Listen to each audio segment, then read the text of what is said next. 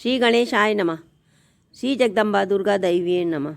अंतस यात्रा के सभी साधकों से आज हम अपने विचार साझा कर रहे हैं हमारे रिश्तों के बारे में। जैसे आजकल बहुत ही सुनने को मिलता है, आपस में अक्सर ही कहते सुनते हम बात करते हैं कि रिश्ते तो आजकल गायब होते जा रहे हैं, कोई रिश्ते निभाता ही नहीं है, या हम अपने में ही व्यस्त हो गए हैं। इंसान अपने में कुछ तो टेक्नोलॉजी की वजह से व्यस्त है, कुछ व्यावसायीकरण और आर्थिक मुद्दों से व्यस्त है, और कुछ इंसान अपनी स्वार्थपरता के कारण ही व्यस्त है, क्योंकि निहित स्वार्थ ही इंसान देखता है, कोई भी दूसरे के बारे में नहीं सोचता है। जब रिश्ते निभाने की बात आती है तो हमारी उंगली दूसरे की तरफ उठती है। हम अपनी तरफ क्यों नहीं उंगली उठाते हैं कि कहीं हमारे में तो कोई कमी नहीं है, या हम तो अपने रिश्ते नहीं निभा पा रहे हैं। हम कोशिश तो करें एक बार रिश्ता निभाने की। आज जब भी बर्थडे होता है, मैरिज एनिवर्सरी होती है, तो हम सिर्फ अपने बच्चों और अपने हस्बैंड वाइफ तक ही सिमट कर रह जाते हैं। हाँ, किसी ने अगर पार्टी दी है तो हम उसके यहाँ चले जाते हैं और उसको फॉर्मल रूप में उसको कुछ प्रेजेंटेशन देते हैं। दूसरे के यहाँ किसी मौके पर हम बुलाने पर ही जाते हैं। हमारी संवेदनशीलता में बहुत कमी आ रही है। हम छोटे छोटे से प्रसन्नता के क्षण हम अपने ही बच्चों के साथ, अपने ही परिवार के साथ शेयर करते हैं, उसे मनाते हैं।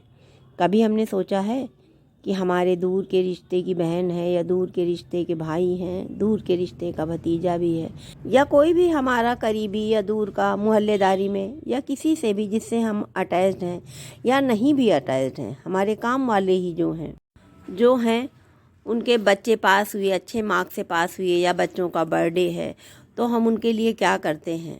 कभी हमने उनके लिए कुछ सरप्राइज़ दिया है? अगर हाँ दिया है तो ये बहुत अच्छी बात है, आप में कुछ अच्छाई है। और अगर नहीं तो कभी इस बारे में सोचें।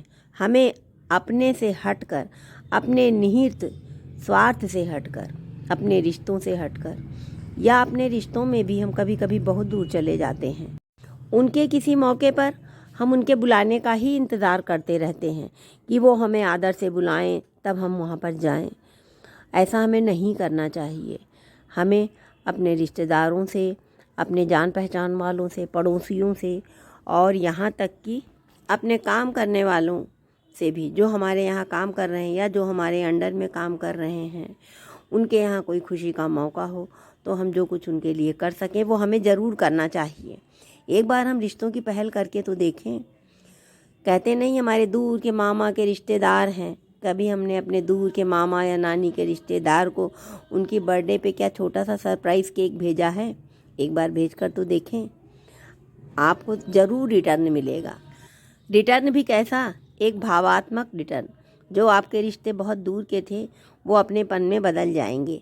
हमें अपने आसपास, अपने करीबी, अपने दूर के रिश्तों को भी बहुत ही संभाल कर रखना चाहिए।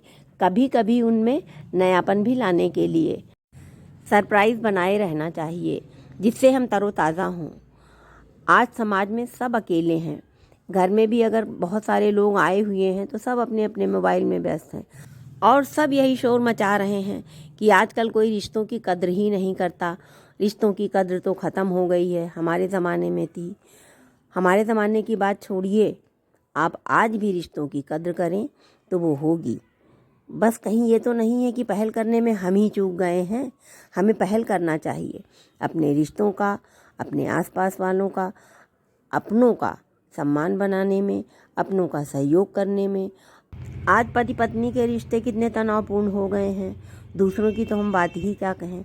आपस में रहते हुए भी एक दूसरे के मनोभाव एक दूसरे से नहीं मिलते हैं, और सब आपस में खिंचे हुए हैं। इसमें पहल हम करने से ना चूकें, ना घबराएं, और ये ना सोचें कि इसमें हमारा आत्मसम्मान कम हो रहा है या ख़त्म हो रहा है। जो पहल करता है वो बहुत बड़ा होता है, और उसका आत्मसम्मान तो आकाश को छूता है। इसलिए अपने रिश्तों को बचाने के लिए कभी भी पहल करने से ना घबराएं। हाँ, अपने रिश्तों को बनाते समय मन की निर्मलता, स्वच्छता और ईमानदारी बहुत ज़रूरी है, जिसके अभाव में आज हमारे रिश्ते दूर होते चले जा रहे हैं और उनमें खटास आती जा रही है। आइए एक कदम चलकर देखते हैं अपने खोए हुए रिश्तों को सुधारने में, अपनों को अपना बनाने में। जय श्री कृष्ण।